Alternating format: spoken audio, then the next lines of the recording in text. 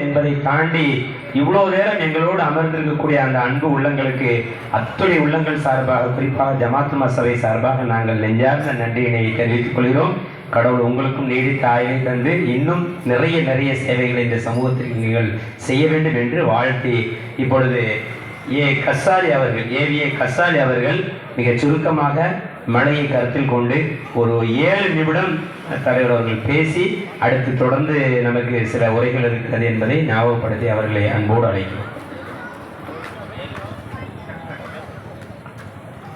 Time கரெக்டாக சொல்லிட்டாரு, முதல்ல சொல்லிட்டார். அதெல்லாம் அளவட்டு அருளாளனும் நிகழட்ட அன்புடமாகிய எல்லா வல்ல ஏக இறைவனின் திருப்பெயரால் ஆரம்பம் செய்கின்றோம். எங்கள் ஊரிலே நான் இந்த ஊரின் மண்ணின் மைந்தன், அதனால் அசரத்தெல்லாம் பேசுறதுக்கு நான் நாங்கள் கேட்கணும். இருந்தாலும் எனக்கு ஒரு 8 நிமிஷம் டைம் கொடுத்துருக்காங்க, அதுக்குள்ளே சுருக்கமாக முடிக்கணும். முப்பது விழாவாக இன்று ஜமாத் உலமா சபை செம்மையாக அற்புதமாக நடத்தி கொண்டிருக்கிறது இந்த விழா. இந்த விழாவில் நாங்களெல்லாம் அரசியல் கட்சி மேடைகளில் பல மேடைகளில் சுற்றி திறந்திருக்கிறேன். இந்த மேடை ஒரு புது அனுபவத்தை கொடுக்கு. என்னென்னா ஜமாத் உலமா ஆய்வுகள் எல்லாம் இன்னைக்கு மத நல்லிணக்கத்தை பள்ளிவாசலில் பேசிக்கிட்டு இருந்தாங்க. எங்களெல்லாம் சின்ன வயசுலேருந்து பக்குவப்படுத்துறது இந்த இமாம்கள் தான். இன்னைக்கு பொது மேடையில் வந்து மாற்று மத மக்களுக்கும் இந்த செய்திகள் போகணுங்கிற ஒரு சூழ்நிலையில் எடுத்திருக்கிற முயற்சி ரொம்ப வரவேற்கத்தக்கது. நாங்கள் பல அரசியல் மேடையில் கூட இஸ்லாத்தை பற்றி நாங்கள் சொல்லி தீர்வோம். அந்த விஷயங்களில் ஒரு ரொம்ப நேரம் இல்லை, நான் எல்லாரையும் வரவேற்று பேசுகிறதுக்கு மேடையில் வந்து இந்த நிகழ்ச்சிக்கு கலந்து கொண்டிருக்கிற ஆலி உலமாக்கள் பெருந்தைகள் அனைவருக்கும் இறைவன் புறத்திலிருந்து சாந்தியும் சமாதானம் உண்டாகட்டுமா என்று கூறுகிறேன். மற்றும் வந்து அமர்ந்து இருக்கும் மற்றும் எங்கள் ஊரில் பக்கத்து ஊரில் ஜமாத்துலேருந்துலாம் வந்திருக்கீங்க, தாய்மார்கள் வந்திருக்காங்க நிறைய. அனைவருக்கும் என்னுடைய சலாத்தை தெரிவித்துக் கொள்கிறேன். இந்த மீலாது விழா என்ற நிகழ்ச்சியில் மதுவுக்கு எதிரானவும் இந்த நிகழ்ச்சி நடந்து கொண்டிருக்கின்றது. 1450 ஆண்டுகளுக்கு முன்பாகவே எம்பெருமானார் ரசூலை ஸல்லல்லாஹு அலைஹி வஸல்லம் அவர்கள் உலகத்தின் மையப்பகுதியான அரபு தேசத்திலே பிறந்து அந்த ஒரு மனிதரை நாம் கண்ணால் பார்க்கல, அவர் சொன்ன உபதேசங்களை காதால நேரில் கேட்கல. இருந்தாலும் 1450 ஆண்டுகளுக்கு முன்பாக அவர்கள் ஆற்றிய உரைகள் இன்று பல கிராமங்கள், இதே போன்று பல கிராமங்கள் ஒரே இரவில் இஸ்லாத்மா கண்டோனட் ஆகிட்டே இருக்காங்க. மேற்கு திசை கிழக்கு திசை எங்கு பார்த்தாலும் உலகம் முழுக்க இன்னைக்கு 200 கோடி பேர் இஸ்லாமியர்கள். காரணம் அவர்களுடைய உபதேசங்கள். அன்று வெளுத்தவன் கருத்தவன், தாழ்ந்தவன் உயர்ந்தவன், கொளுத்தவன் திமிர் பிடித்தவன் என்று அல்லாமல் இஸ்லாம் மனித நேயத்தை போதிக்கிறது. மனிதனாக வாழ வேண்டும். இஸ்லாம் என்பது நாம் கூட ஒரு ஜாதி பின்னணியிலிருந்து வந்திருப்போம். நம்மளுடைய முப்பாட்டன் ஒரு நம்ம இஸ்லாம் வந்து இந்தியாவுக்குள்ள வந்தது 1100 வருஷம் ஆச்சு. கேரளா கடற்கரை ஓரமாக இருந்து நம்ம இந்த பக்கம் கொடசேரிப்பட்டினம் காயல்பட்டினம் வழியெல்லாம் வந்து 800 வருஷம் ஆச்சு. இந்த பக்கம் வந்து நம்ம ஒரு 500 வருஷம் 350 வருஷம் 600 வருஷத்துக்கு முன்னால நம்ம மாறி இருக்கோம். சாணார்களாக இருந்திருப்போம், சக்கரியர்களாக இருந்திருப்போம், பல்லர்களாக இருந்திருப்போம், பறையர்களாக இருந்திருப்போம், தேவர்களாக இருந்திருப்போம், கோணார்களாக, ஏதோ ஒரு சமூகங்களாக இருந்தோம் என் முப்பாட்டன். ஆனால் அன்று அரபு தேசத்திலிருந்து இறக்குமதி செய்யப்பட்ட இந்த மார்க்கம் நம்மளையெல்லாம் ஒன்றுபடுத்தியது, பக்குவப்படுத்தியது. மனிதன் மனிதனாக மதிக்க வேண்டும் என்று தீண்டத்தகாத கொள்கையில் இருந்து நம்மளை விடுபட்டது இஸ்லாம் என்பது. நாம் தேசத்தால் இந்தியர்கள், இனத்தால் திராவிடர்கள், மார்க்கத்தால் இஸ்லாமியர்கள், மொழியால் தமிழர்கள். இன்று தமிழராக நாம் இன்று எல்லா உறவுகளுடன், எல்லா சமூக மக்களுடன் இன்று உறவுகளுடைய தான் வாழ்ந்து கொண்டு இருக்கிறோம். அருமையான தோழர்களே, இந்த நிகழ்ச்சி ஒரு அருமையான நிகழ்ச்சி. இந்த நிகழ்ச்சியில் அதிகமாக பங்கெடுத்து பேசிக்கொள்ள முடியல, நேரம் காலம் சரியில்லை, மேகச்சூழல் இருக்கு. காஜா மீதி அசத்தில் அருமையான பேச்சாளர் பேசணும், மணிக்கணக்காக கேட்கலாம். அடையாறு பள்ளிவாசல் இமாம் வந்தாங்களே, நாங்களாம் சென்னையில் ஜிம்மாவுக்கு போனீங்கன்னா அங்கே தான் போய் கலந்துப்போம். ஏன்னா அவருடைய பயான்கள் அந்த அளவுக்கு இருப்பாங்க. அடுத்து உரையாற்ற வேண்டியிருக்கும் பருவம் தந்தை அவங்களாம் உரையாற்ற வந்ததுக்காக என்னுடைய உரைக்கு திரையிட்டு விடைபெறுகிறேன். நன்றி. அஸ்ஸலாமு அலைக்கும்.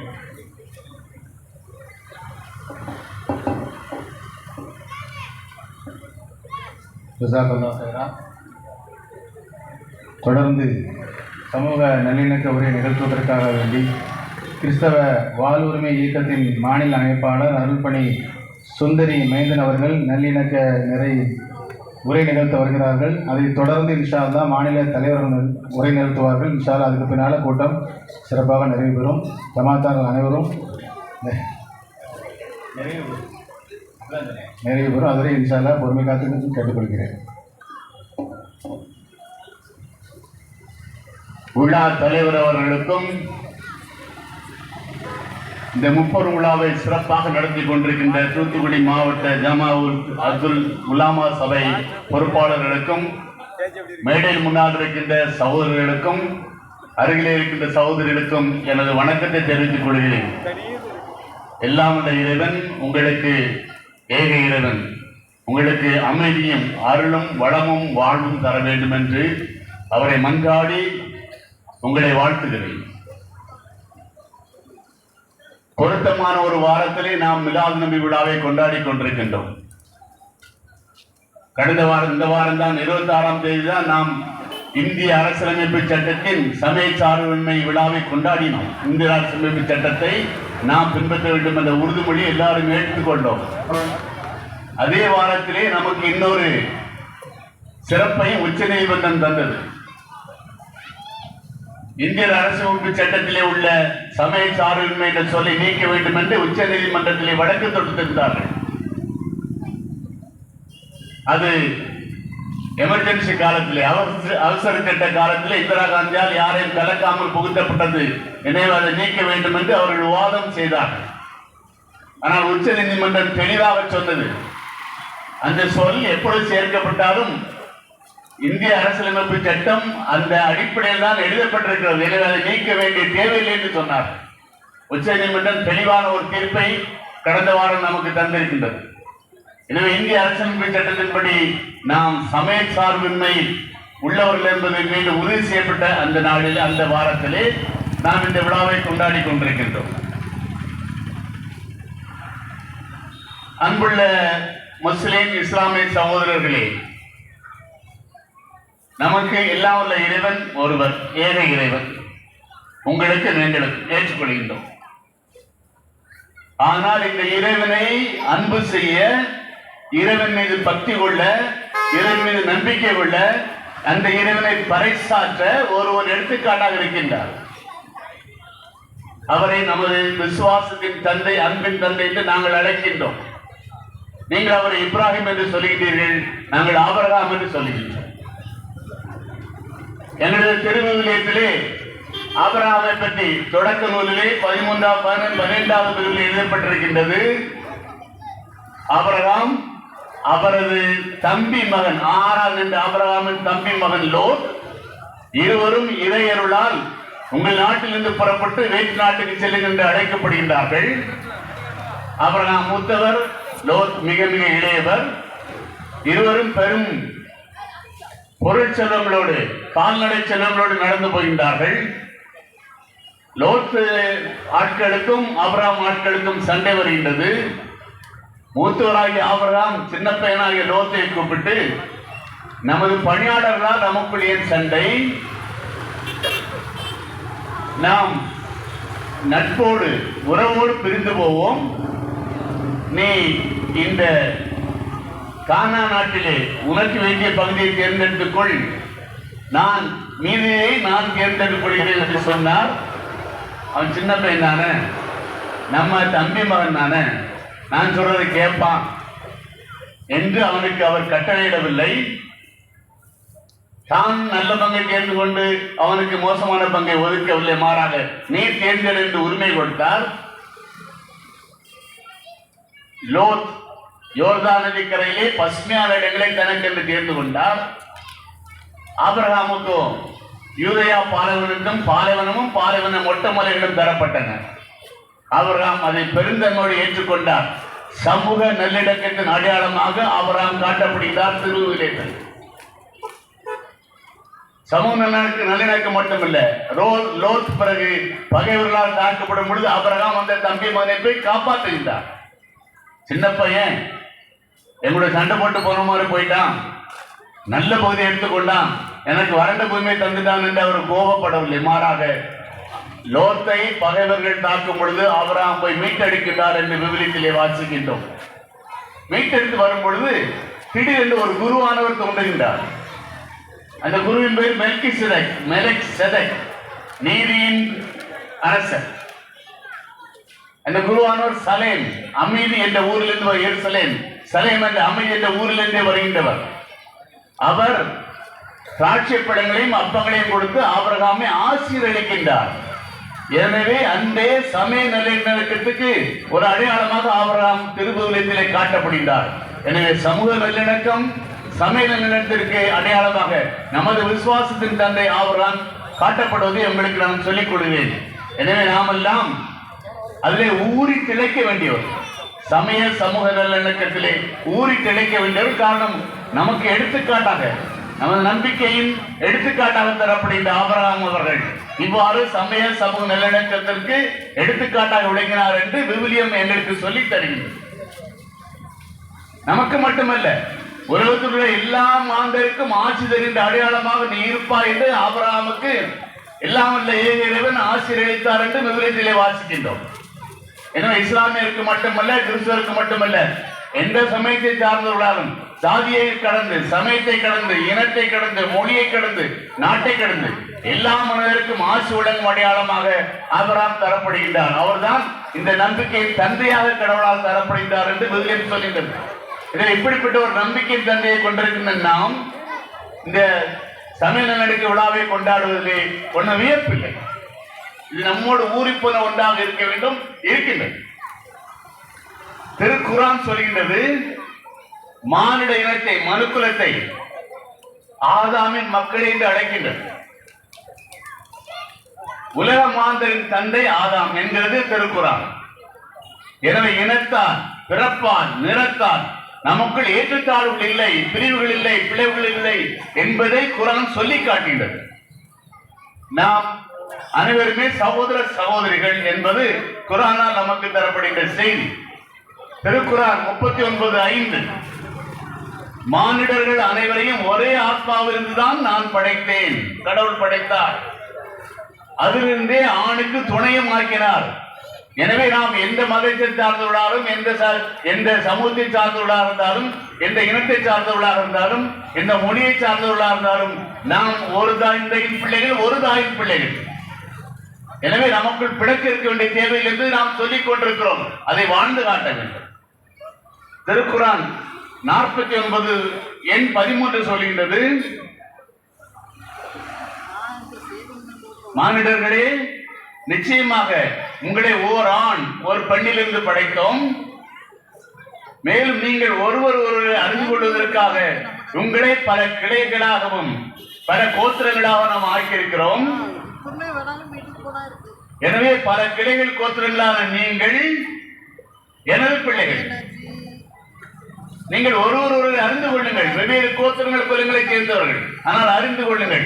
அறிந்து கொள்ளுங்கள் என்றால் அராபிய மொழியிலும் எபிரேய மொழியிலும் அன்பு கூறுவது என்பதன் பொருள். ஒருவர் அறிந்து கொண்டு அன்பு கூற வேண்டியவர் நீங்கள் என்பதை குரான் நமக்கு சொல்லி காட்டுகிறது.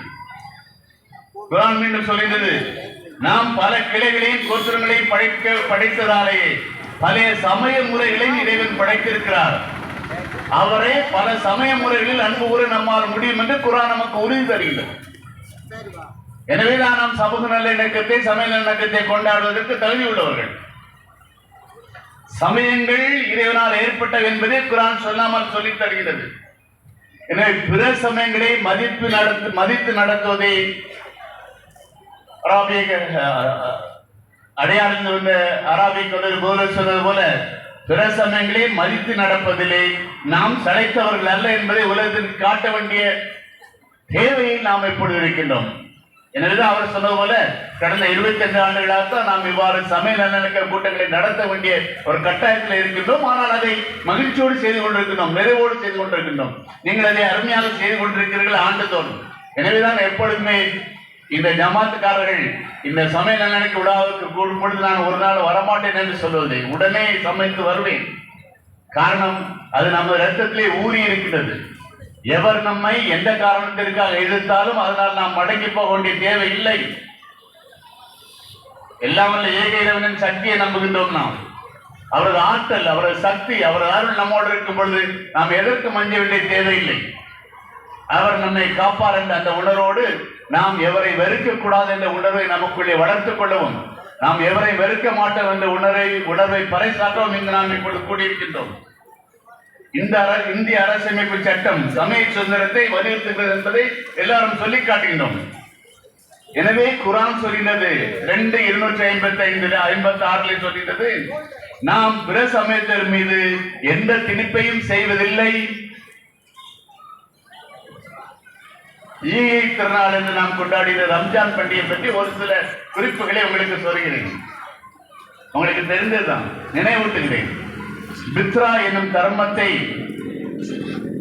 கொண்டாடுவதற்காக இந்த நாள், பித்ரா என்னும் தர்மத்தை கொண்டாடுவதற்காக இந்த ஈகை திருவிழாவை நாம் தொடங்குகின்றோம்.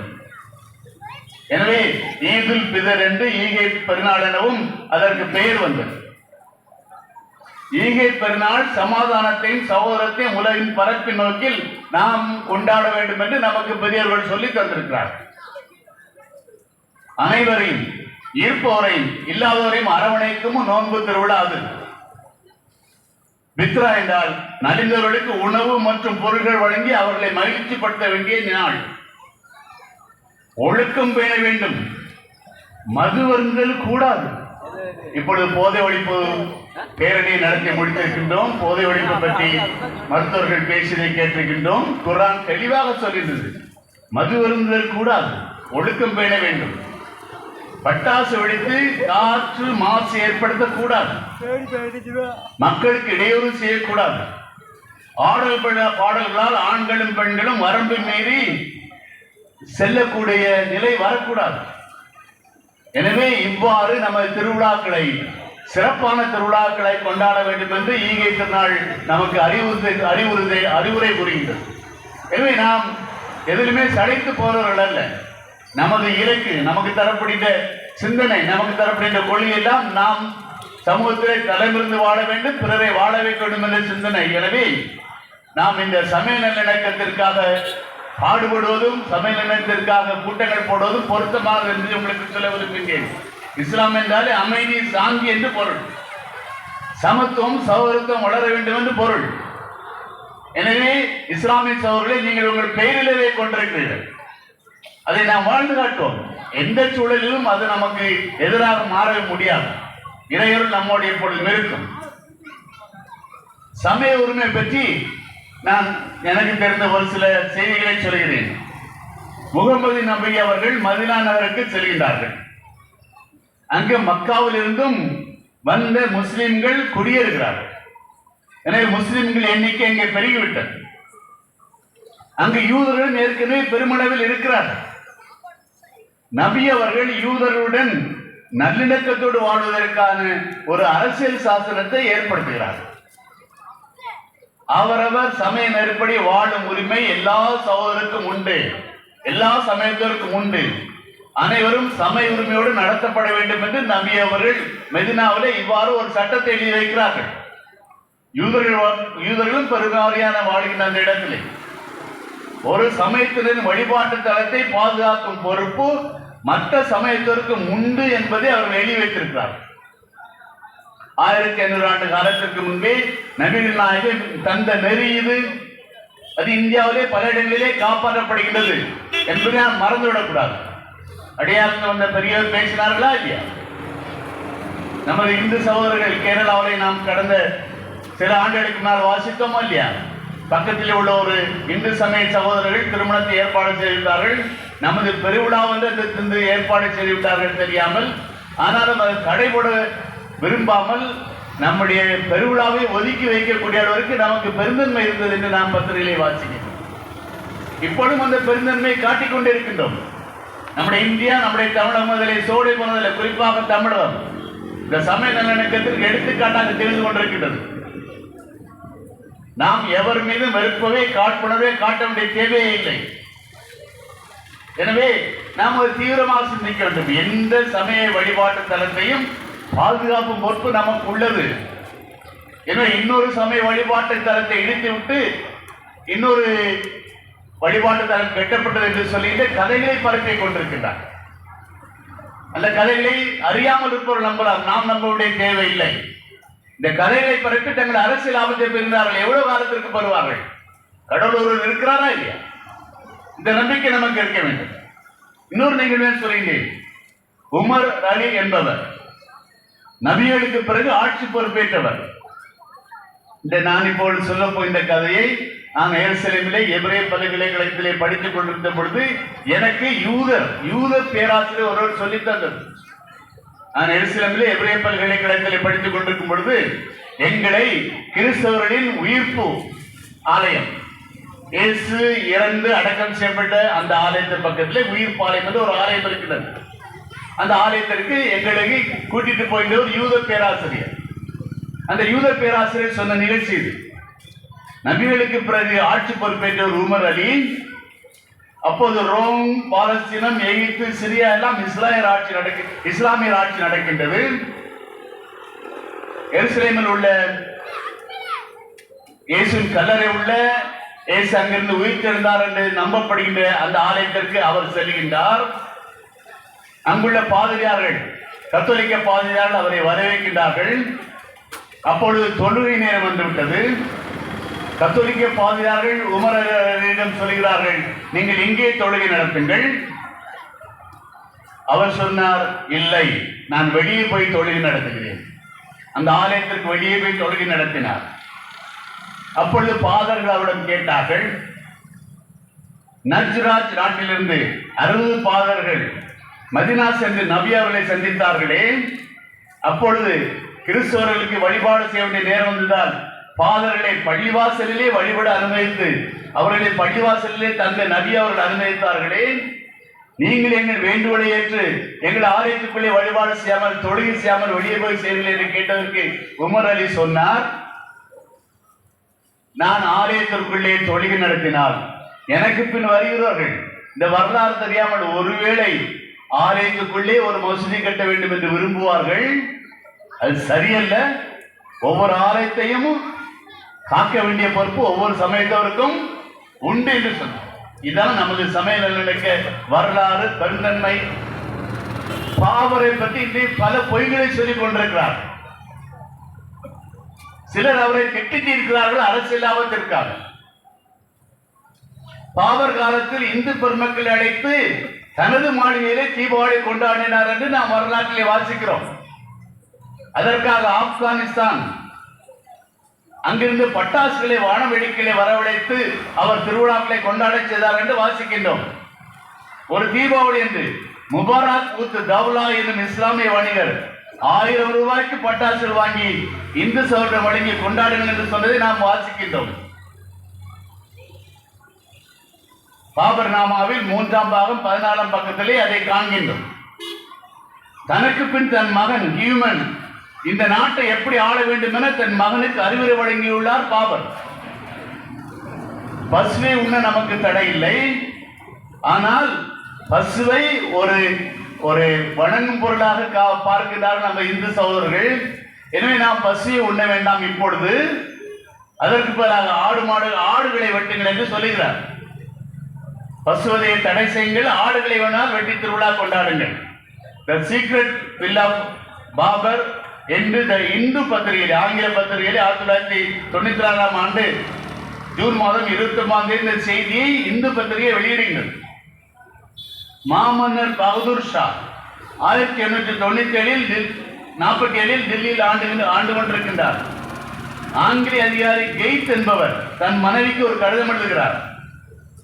பாதர் ஷா காலத்திலே ஈத் பெருவிழா வருகிறது. ஈத் பெருவிழாவிலே பசுக்களை அடிப்பார்கள். அப்பொழுது நாம் கிறிஸ்தவர்களாகிய நாம் அந்த ஆங்கிலேய அதிகாரி சொல்கிறார், கிறிஸ்துவர்களாகிய நாம் இதை ஒரு பிரச்சனையாக உண்டாக்குவோம், இந்துக்கள் மத்தியில் இதை எதிர்த்து பேசுவோம் நாம், எனவே ஒரு எதிர்ப்பை கிளப்புவோம் என்று அவர் தன் மனைவிக்கு எழுதுகிறார். இந்த செய்தி பாதர்ஷாவுக்கு வருகின்றது. பாதர்ஷா அறிக்கை எடுக்கிறார், ஈட் பெருவிழாவிலே பசுக்களை கொள்ள வேண்டாம், ஆடுகளை மட்டுமே கொல்லுங்கள் என்று, ஆடுகளை மட்டுமே கொண்டு குர்பான் கொடுங்கள் என்று பாதர்ஷா சொல்வதை நாம் வரலாற்றிலே பார்க்கின்றோம். கடைசியாக சதாவதானி செய்கு தம்பி பாவலர் செய்த ஒரு நிகழ்ச்சியை உங்களுக்கு சொல்லி முடிக்க விரும்புகிறேன். வள்ளலார் ராமலிங்க அடிகளார் அவரது பாடல்களை இந்து ஆலயங்களிலே பாடத் தொடங்கினார்கள். அவை அருள்பா என்ற பெயரிலே பாடப்பட்டன. அப்பொழுது ஆறுமுக நாவலர் என்ற யாழ்ப்பாண புலவர் ஒருவர், ஒரு சைவ நெறியாளர் ஒருவர், அது அருள்பா அல்ல மருள்பா என்று அதை எதிர்த்தார். 2 கோஷ்டிகளாக பிரிந்தார்கள் சைவர்கள். ஒன்று அருள்பா கோஷ்டி, ஒன்று மருள்பா கோஷ்டி. குமரி மாவட்டத்தில் உள்ள சதாவதனி செய்குதம்பி பாவலர் அவர்கள் கிளம்பி செல்கின்றார். கிளம்பி சென்று தன் புலமையை பயன்படுத்தி, தமிழ் புலமையை பயன்படுத்தி வள்ளலாருடைய பாடல்கள் அருள்பாக்கள் தான் என்பதை நிரூபிக்கின்றார். எனவே வள்ளலாரின் அருள்பாவை நிரூபித்து, அருள்பாவாக நிரூபித்து அதை கோயிலே பாட வேண்டவர் ஒரு இஸ்லாமியர் என்பதை நாம் பெருமையோடு நினைத்து பார்க்க வேண்டும். இன்னொரு நிகழ்ச்சி, கம்பராமாயணத்திலே செல்வாக்கு மிக்கவர்கள் சிலர் இருக்கிறார்கள். அவர்கள் இலக்கிய சொற்பொழிவுகளை நடத்தி கொண்டிருக்கிறார். ஆராய்ச்சிகள் தொடர்ந்து நடைபெறுகின்றன. கம்பராமாயண சொற்பொழிலே வல்லவராக தஞ்சாவூர் தமிழறிஞர் தாவூத் ஷா அவர் இருந்தார். கம்பராமாயணத்தில் அவர் புலமை பெற்ற காரணத்தினால் அந்த இஸ்லாமிய தாவூத் ஷா அவர்களுக்கு தரப்பட்ட பெயர் கம்பராமாயண சாஹிப். இந்த பட்டத்தை இன்றைக்கும் நினைவு கூறுகின்றார்கள். அதே பட்டம் செய்குதம்பி பாவலருக்கும் கொடுக்கப்படுகிறது. அவரும் கம்பராமாயணத்தில் புலமை பெற்றவராக இருந்தால் அதை பரப்பினார். நீதிபதி மூமா இஸ்மாயில் நம்முடைய காலத்தவர் கம்பராமாயண ஆய்வில் பல செய்திகளை எழுதியிருக்கின்றார், பேசியிருக்கின்றார், ஆய்வை தொடர்ந்து நடத்தி கொண்டிருந்தார். கவிக்கு அப்துல் ரஹ்மான் கம்பன் கவியரங்கங்களை நடத்தினார்.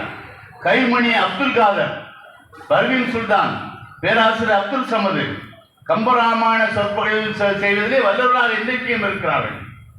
தமிழ் இலக்கியம் மூலமும் சமய சமூக நல்லிணக்கத்தை வலியுறுத்தியவர்கள் நீங்கள், நாங்கள். எனவே எங்கள் திருத்தந்தை சொல்கிறார், திருத்தந்தை பிரான்சிஸ், இஸ்லாமிய சகோதரர்களே நாம் ஒன்று. எப்பொழுது சொன்னார்? சவுதியில் உள்ள காந்தி மாமை சந்தித்து,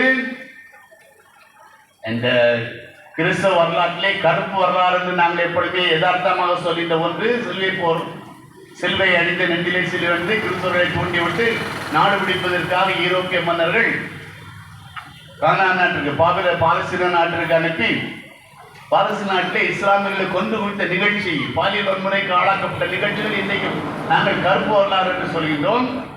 இந்த கருப்பு வரலாறின் கால